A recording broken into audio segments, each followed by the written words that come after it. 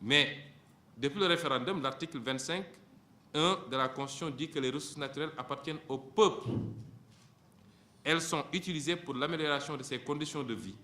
L'exploitation et la gestion des ressources naturelles doivent se faire dans la transparence et de façon à générer une croissance économique, à promouvoir le bien-être de la population en général et à être écologiquement durable.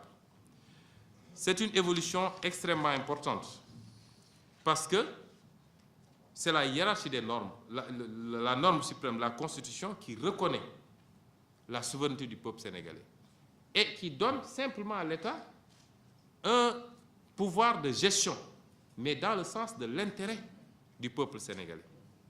Et à partir de ce moment, le débat doit être permanent sur la gestion de ces ressources-là. Le ministre Etienne Alassane Sall a posé tout à l'heure un débat. Quel empressement y avait-il à signer tous ces contrats-là, puisque nous savions tous que le Code de 1998 avait été voté sous le sceau de l'incitation, de l'attractivité, et donc a conféré des avantages exorbitants aux entreprises pour qu'elles viennent investir. Mais à partir du moment où on a dit qu'on a découvert du gaz de bonne qualité au nord et du pétrole de bonne qualité à Sangomar, la sagesse aurait voulu qu'on s'arrête, qu'on revise d'abord ce code-là pour le rendre beaucoup plus intéressant et beaucoup plus attrayant dans la défense des intérêts du peuple sénégalais, avant maintenant d'ouvrir d'autres concessions. Qu'est-ce qui justifiait l'empressement du président Macky Sall à signer plus de 12 sur les 18 blocs, plus de 12 blocs sur les 5 dernières années, dont pratiquement les 8 ont été signés entre les premières découvertes et maintenant. Qu'est-ce qui justifiait ça? Et c'est pourquoi c'est ridicule de l'entendre lors de son message le 31 décembre à la Nation, dire qu'il va soumettre, après concertation de toutes les forces vives de la Nation, il va soumettre un projet de code minier à code pétrolier à l'Assemblée. J'ai dit, mais de qui se moque-t-on? Après avoir vendangé tout le pétrole et le gaz sénégalais. Parce que ce qu'il faut savoir, c'est que les contrats signés sont signés pour une période de 25 ans, renouvelable pour 2 périodes de 10 ans. C'est ça la vérité. Et que les entreprises pétrolières ont bétonné ces clauses-là en disant clairement dans les contrats qu'il ne peut être remis en cause les avantages, notamment fiscaux du moins, les clauses financières issues des conventions qui ont été signées. Donc, si aujourd'hui on vote un nouveau code des mines, code du pétrole, on stabilise ces clauses-là, c'est-à-dire dans les 25 ans à venir, pour un contrat signé aujourd'hui, il est impossible pour le Sénégal de remettre en cause les clauses contractuelles qu'il a signées. Et comme l'a dit le ministre, on a tout fait pour que même en cas de contentieux, l'arbitrage ne se fasse pas au Sénégal, parce que c'est le CERDI à Paris qui procède à l'arbitrage. Et c'est extrêmement grave que maintenant on nous parle de soumettre un nouveau code à l'Assemblée nationale. Alors, ce qui nous a amené, nous, à nous dire qu'il était important que ces enjeux-là fassent l'objet d'un débat quand même. Que le maximum de citoyens soient informés de ces enjeux-là. Et c'est pourquoi nous avons pris sur nous de nous enfermer pour écrire ce livre-là. Nous l'avons écrit en 3 parties. La première partie est une partie explicative. Il était bon que nous fassions l'historique de la prospection pétrolière au Sénégal, qui n'a pas démarré, comme le disait le Premier ministre en 2017, puisqu'il disait que c'est seulement en 2015, avec l'avènement de Macky Sall, après il ajoute Tombé Waral Aïgaf ou je ne sais quoi, qu'on a découvert du pétrole, comme si le pétrole était, le président Macky Sall l'avait amené dans ses valises. La prospection au Sénégal a commencé, en tout cas les archives que nous avons pu visiter, en 1917. Et les premières découvertes ont eu lieu dans les années 60 avec le Dôme Flore en Casamance. Déjà en 1952, il y avait des traces de bitume qu'on avait trouvées à gauche, à droite. Donc ça n'a pas démarré avec le président Macky Sall. Et mieux encore, les premières découvertes à terre au niveau de Diamniadio, mais les réserves les plus sérieuses au niveau de Gadiaga, dans le bloc de Thiès, où l'exploitation a démarré en 2004 avait été concédé déjà sous le régime du Parti socialiste à Touloy Oil, encore lui, qui revient, reprise en 2004 en 2001 par Forteza, et l'expansion a commencé en 2004. Et aujourd'hui, aucun Sénégalais ne peut vous dire qu'est-ce qu'on fait de ce gaz-là. C'est 250 millions par semaine qui sont pompés à Gadiaga. Et quand vous allez regarder les statistiques qui sont produites par l'ITIE, sur 2004 à 2015, on vous parle de 6 milliards de chiffre d'affaires. 6 milliards de chiffre d'affaires. C'est extraordinaire. Donc, ça n'a pas démarré aujourd'hui. Et que très peu de Sénégalais, et même sur le cas de, je le développe largement dans le livre, du temps du régime libéral, il avait été pris des mesures d'encadrement pour que ce gaz-là puisse alimenter la Sénélec, parce qu'on avait énormément de problèmes. C'est en 2002, dès l'avènement du président Macky Sall, qu'il a été demandé à Forteza d'attaquer ces décrets, et la Cour suprême les a cassés. Et aujourd'hui, Forteza vend exclusivement ou principalement à la Sococim. Mais simplement pour vous dire qu'il y a une exploitation depuis très très longtemps. Il y a quelques hypothèses difficiles à vérifier, mais au moins sur ces aspects-là, nous pouvons donner des statistiques très claires et vous pouvez vérifier vous-même. Donc nous avons essayé de retracer l'histoire de la prospection pétrolière, pratiquement de 1917 à 2016.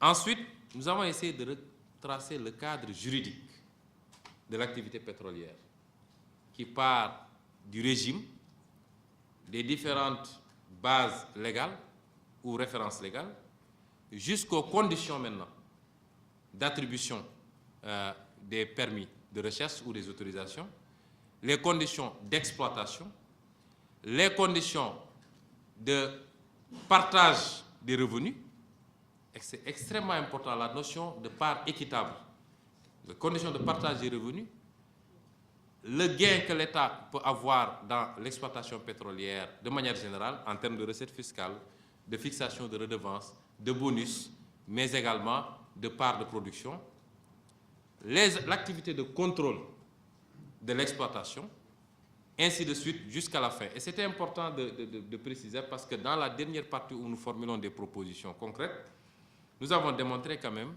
que l'État du Sénégal ne gagnera pas grand-chose de son pétrole, ne gagnera pas grand-chose de son gaz, qu'il aurait pu gagner 50 fois mieux et 50 fois plus. Ici, on avait été beaucoup plus avisé à marquer ce temps d'arrêt dont je parlais tout à l'heure et à reprendre un certain nombre de dispositions du code pétrolier. Mais là, au moment où on parle, en phase de recherche et en phase de développement, c'est une exonération générale. En phase d'exploitation, la manière dont sont définies les parts des uns et des autres, notamment de l'État et du contractant, les barèmes qui sont fixés et la large liberté qui est laissée au ministre. Vous savez, c'est le ministre qui négocie les tranches de 0 baril à 30 000 barils, l'État à 20%, le contractant à 80%, de 30 000 barils à temps, etc. Ça, c'est laissé à la latitude du ministre. Et j'ai toujours dit sur quelle base, parce que quand vous examinez les différents contrats, d'un contractant à un autre, les fourchettes peuvent être totalement différentes et éloignées. Sur quelle base? Est-ce que c'est selon le poids de la valise que le contractant aura amené en venant? Ou bien, bon, M. Tcherran Sadsal qui a dû gérer ce genre de dossier-là pourrait nous édifier. Mais nous avons essayé de démontrer que... Nous avons essayé de démontrer en tout cas que l'État du Sénégal n'y gagnerait absolument pas grand-chose par rapport au potentiel qu'on aurait pu avoir. Ça, c'est la première partie. Dans la deuxième partie maintenant, nous avons essayé de démontrer en quoi est-ce qu'il y a eu spoliation. Et nous l'avons fait à travers 3 dossiers, voire 4. C'est le dossier de Petrotim lui-même, qui est un grossier scandale impliquant le président Macky Sall lui-même, et j'ai très bien retracé sa responsabilité, puisqu'il a accepté de signer pour Petrotim en connaissance de cause, en sachant très bien que Petrotim avait frauduleusement obtenu les 2 blocs en question. Le seul élément nouveau, c'était l'intrusion de son frère, entre-temps. Mais à part ça, il n'y a aucun autre élément nouveau qui pouvait justifier qu'il signe, d'autant qu'il y a eu un rapport de l'IGE qu'il avait lui-même commandité. Le rapport, il existe bien, il est réel. Moi, j'ai le rapport. Il y a eu un rapport de l'IGE qui est un rapport à charge contre les conditions dans lesquelles les 2 blocs avaient été octroyés à Petrotim. Donc, le président Macky Sall a signé sciemment parce que simplement, il y avait son frère et peut-être d'autres choses. Ça, je le développe largement à l'intérieur parce que vous savez, dans ce genre de dossier-là, on soupçonne toujours la corruption. Moi, j'utilise le mot. On soupçonne toujours qu'il y ait corruption. Mais la corruption étant très difficile à prouver, j'ai préféré beaucoup développer sur les délits voisins. La concussion, le trafic d'influence, le conflit d'intérêts. J'ai beaucoup développé sur ces aspects qui ne sont pas assujettis aux mêmes conditions, aux mêmes rigueurs de preuve, mais qui ont la même gravité que la corruption en soi. D'ailleurs, c'est pourquoi on les appelle des délits voisins. Et nous avons considéré que le président Macky Sall, quand même, avait violé son serment dans ce dossier Petrotim. Parce qu'il est président de la République et il avait prêté serment en vertu de l'article 37. Il a dit, devant la nation, devant Dieu. D'ailleurs, quand j'ai lu cet article-là, sama sëriñ xam nga laïcité bi ñuy wax rek devant Dieu la ñu commencé su dee jullit moom devant Dieu mooy billaay wallaay dafa taxaw ne billaay wallaay moom Macky Sall devant Dieu et devant la nation sénégalaise je jure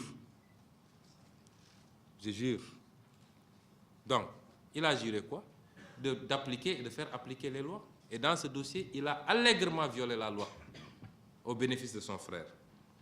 Nous avons établi les responsabilités de Aly Ngouille Ndiaye. À lui, c'est le sommet. Et c'est lui qui va organiser les élections d'ailleurs. Ali, c'est le sommet. Franchement, il y a des choses particulièrement graves. Et nous l'assumons. Moi, ce que j'ai écrit ici, je l'assume et je dis, le Premier ministre n'a qu'à mettre en menace en application ces menaces. Et je n'ai fait que relater des faits. Parce que lorsqu'un ministre de la République inscrit des informations délibérément fausses dans un rapport de présentation d'un décret, mais il n'y a pas acte plus grave. Et c'est ce qu'il a fait. Et il a récidivé encore avec beaucoup d'autres dossiers que nous avons, dont certains nous avons, parce qu'il a récidivé même en état